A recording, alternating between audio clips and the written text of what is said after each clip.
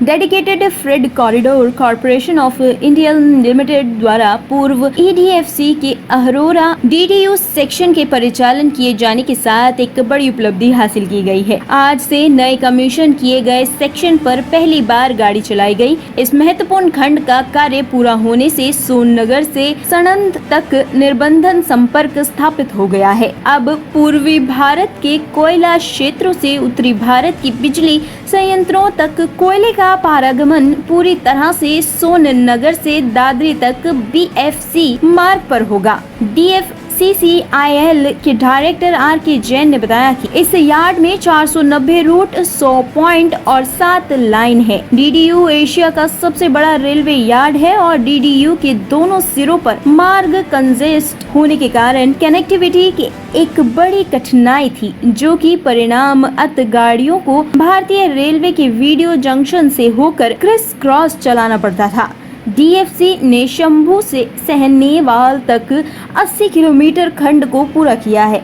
यह एक अन्य बड़ी उपलब्धि है। वहीं आज तक 2190 से ज्यादा रूट किलोमीटर अर्थात DFC को 77.2% संचालन सुनिश्चित किया जा चुका है। JNPT कनेक्टिविटी को छोड़कर DFC शहरी खंड अगले 1 वर्ष में कमीशन कर दिए जाने की आशा है। DFCCIL के डायरेक्टर R.K. जैन ने बताया है कि 2030 तक 3000 मीट्रिक टन के लक्ष्य को प्राप्त करने के लिए DSE द्वारा फ्रेट इंफ्रास्ट्रक्चर की क्षमता में वृद्धि करना महत्वपूर्ण है। डेडिकेटेड फ्रेट कॉरिडोर भारतीय में सबसे बड़ी रेल अवसंरचना परियोजनाओं में से एक है, जिसका उद्देश्य पंजाब राज्य में लुधियाना और बिहार में सोननगर के बीच एक उच्च गति क्षमता वाला माल परिवहन नेटवर्क बनाना है। यह लगभग 13 किलोमीटर लंबा है, जो पूर्वी DFC को देश में माल परिवहन क्षेत्र में क्रांति लाने के लिए डिजाइन किया गया है। दोनों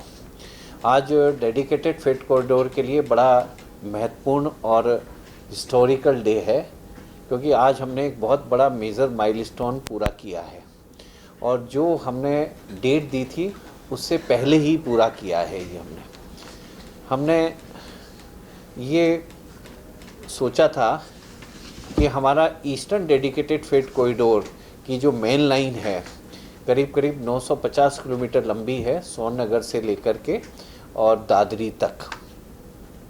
इसको हमें पूरा करना है जून के माह के अंत तक। इसको पूरा करने से सबसे बड़ा महत्वपूर्ण फ़ायदा ये होता है कि हमारा पूरा कोल रूट, जब ईस्टर्न से सारा कोयले का आता, बैठिए, ईस्टर्न से जब भी कभी कोयले की अब गाड़ी चलेगी, अब उसको पहले हमने कुछ पैचेज में काम पूरा किया था, इलाहाबाद से जोड़ दिया, कभी कानपुर से जोड़ दिया, तो कभी वो ट्रेन इंडियन रेलवे पे चलती, फिर DFC पे आ जाती, फिर आती। अब हमारा पूरा सीमलेस ट्रांसपोर्टेशन सोननगर जो एक जगह है जो करीब 137 किलोमीटर DDU स्टेशन से टुवार्ड्स हावड़ा डायरेक्शन में है, वहाँ से हमारा नेटवर्क स्टार्ट हुआ है। तो सोननगर से DDU दीनदयाल उपाध्याय नगर जंक्शन, फिर इलाहाबाद, कानपुर जिसे हम भावपुर बोलते हैं, उसके बाद हमारा टूंडला और वहाँ से होता हुआ दादरी। ये पूरा रूट जो राजधानी के पैरेलल है, पैरेलल और डिटूर भी है, पूरा अब डेडिकेटेड फ्रेट कॉरिडोर का एक कंटिन्यूटी में पूरा बन गया। और आज इस पे अप और डाउन दोनों डायरेक्शन में हमने विधिवत रूप से पहली हमारी ट्रेन सर्विस शुरू की है और अब हम ये ट्रेन सर्विस रेगुलर वे में बढ़ाते जाएंगे और पूरी हम आने वाले समय में जितनी ट्रेनें हमें मिलेंगी सारी हम लेंगे। और हमारा ये मानना है कि आने वाले समय में जो हमारी ट्रेनें सोननगर से दादरी तक आने में 35-40 घंटे से ज़्यादा समय लेती थी, वो अब 15 से 20 घंटे के बीच में पहुंचेंगी, आधा टाइम से भी कम हो जाएगा। और दूसरा, इसमें ट्रेनों की स्पीड जो उनकी बुक्ड स्पीड है किसी ट्रेन की बुक्ड स्पीड 75 kmph होती है, किन्हीं की 100 होती है, तो हम बिल्कुल बुक्ड स्पीड पे फुल चलाएंगे उसको। और हमारे क्रू चेंजेस पहले 200-150-200 किलोमीटर पे क्रू चेंज करना पड़ता था, क्योंकि उसके 6 से 8 घंटे पूरे हो जाते थे, 8 घंटे 10 घंटे पूरे। अब हम इसमें हमारी कोशिश ये है कि एक क्रू चेंज या मैक्सिमम 2 क्रू चेंज पे हम लोग इसको सीधा वहाँ से यहाँ ले आएँ, तो एक समय बचेगा, फ्यूल कॉस्ट बचेगी, क्रू की कॉस्ट बचेगी और हमारा टाइम बचेगा।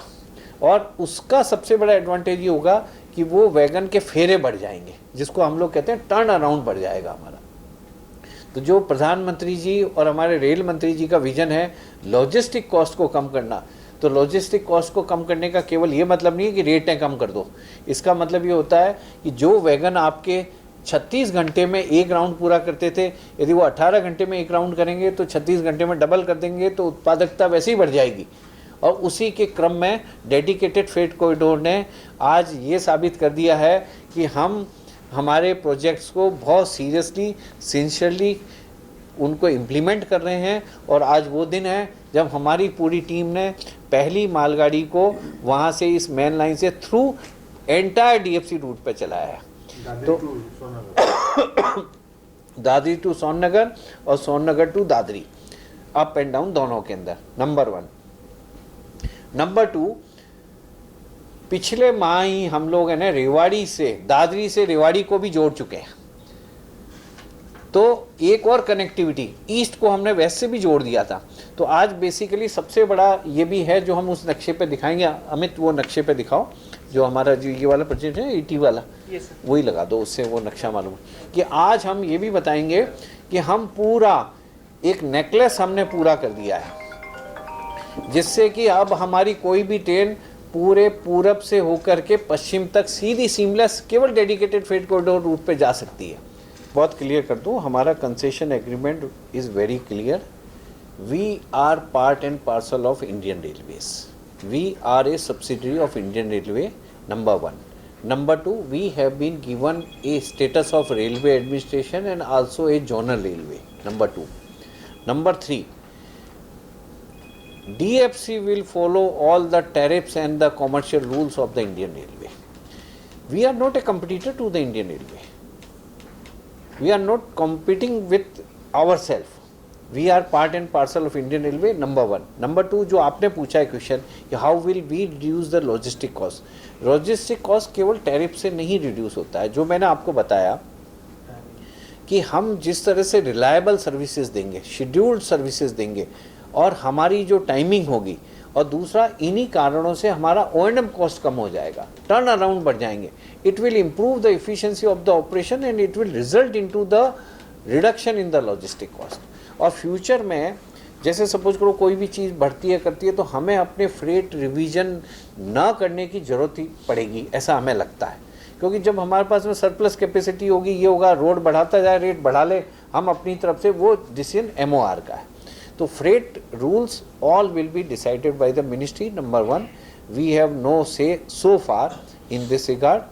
We do not want to be a competitor to Indian Railway because we are part and parcel, but logistic costs will surely get reduced in terms of the better efficiency. आप simple एक और देखिए, आपका JNPT जिस दिन हमारा connect हो जाता है, मैं आपको सिंपल बताता हूँ, आज दादरी यदि कोई कंटेनर को आना हो JNPT से, it will take 3 days to 5 days. 72 hours is the average time minimum. उससे भी ज़्यादा लगते हैं। उसके बाद में it will come in about 24 hours or maybe less than that one. अब आप ये देखिए 3 दिन हैज़ रिड्यूस इन 1 डे।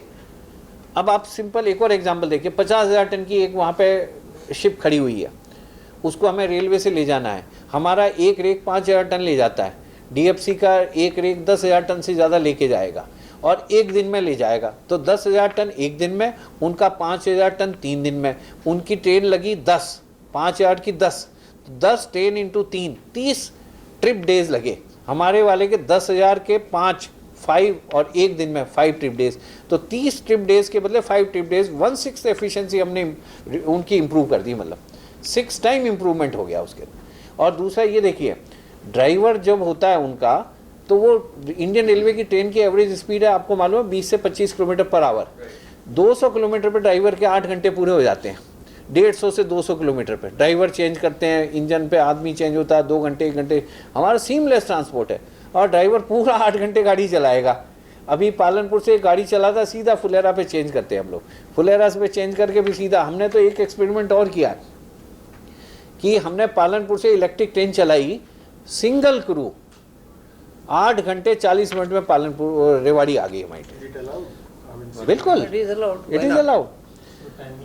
तो हम धीरे धीरे और इम्प्रूव करेंगे एफिशिएंसी को। हम बेसिकली, अच्छा इसका इंटरनल एक और बताता हूँ आपको, फ्यूल एफिशिएंसी वही 200 घंटे आप जब एवरेज स्पीड 20 पे गाड़ी को चलाओगे, फ्यूल एफिशिएंसी आप मान लीजिए कि वो ट्रेन जब 3 दिन चलेगी तो 3 दिन का फ्यूल खा रही है, वही 1 दिन में पहुंच जाएगी, 1 दिन का फ्यूल कंज्यूम करेगी वो। तो आपने फ्यूल एफिशिएंसी कर ली, आपने O&M की एफिशिएंसी कर ली, स्टाफ की एफिशिएंसी कर ली, टर्न अराउंड बढ़ा लिया, तो आपकी लॉजिस्टिक कॉस्ट अदरवाइज रिड्यूस हो जाएगी। तो अब ट्रांसपोर्टेशन बहुत आसान होगा और फास्टर होगा। सबसे बड़ी जो DFC की खासियत है कि हम लोग है ना इसको रिलायबली पहुंचाएंगे, क्योंकि हमारे यहाँ पे कोई क्रॉसिंग नहीं है, हमारे यहाँ पे कोई प्रेफरेंस नहीं है। एक बार ट्रेन आ गई तो वो सीधा जो उसका टाइमिंग है उसी में पहुँच रही है उसके अंदर। तो हमारे यहाँ पे कोई ऐसा नहीं है कि राजधानी आ गई तो 4 ट्रेनों को रख दिया और भाई अब ये आ गई तो इसको रख दिया। हमारे तो हर ट्रेन एक के पीछे कन्वेयर बेल्ट पे जैसे चलते ना वैसे ही चलती आएगी उसको। लूप लाइन हमने रखी हुई है इमरजेंसी के लिए, पर हमें जरूरत ही नहीं पड़ेगी उसके अंदर। लूप नहीं, सिंगल ट्रैक नहीं, हमारा पूरा डबल ट्रैक है, एक्सेप्ट वो जो नॉर्थ में जो ऊपर जा रहा है ना खुर्जा से लुधियाना, वो सिंगल ट्रैक है, क्योंकि इसमें है ना बहुत ज़्यादा ट्रैफिक की हमारे को लगा था उस समय ट्रैफिक सर्वे में कि single track is more than sufficient for next 40 years, तो इसलिए उसको सिंगल है। बाकी ये पूरा जो नेकलेस है जिसकी मैं आज बात कर रहा हूँ वो double line broad gauge electrified, और इलेक्ट्रीफाइड भी 2x25। रेलवे में जो इलेक्ट्रिफिकेशन है वो 1x25 है, 25,000 वोल्ट। हमारा है 2x25। इसमें क्या होता है, जब हैवीली लोडेड ट्रेन एक ही सेक्शन में कई सारी चलती हैं तो करंट इतना ड्रॉ करती है कि केवल 25 kV भी कम पड़ जाता है उनको। तो हमने डबल उसको करंट की सप्लाई दी है ताकि वहाँ कोई पावर ड्रॉप नहीं होगा, कोई भी ट्रेन स्लो डाउन नहीं होगी और फुल स्पीड पे वो सारी ट्रेनें निकल के जाएंगी उसके अंदर।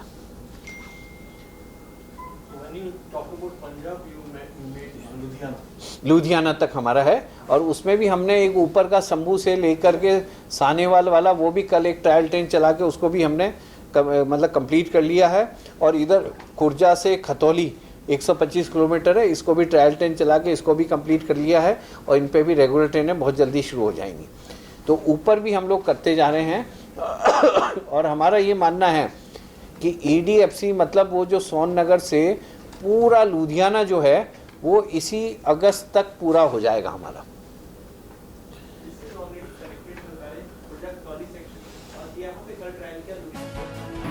टॉप स्टोरी ब्यूरो के लिए दिल्ली से हेमंत कुमार की रिपोर्ट।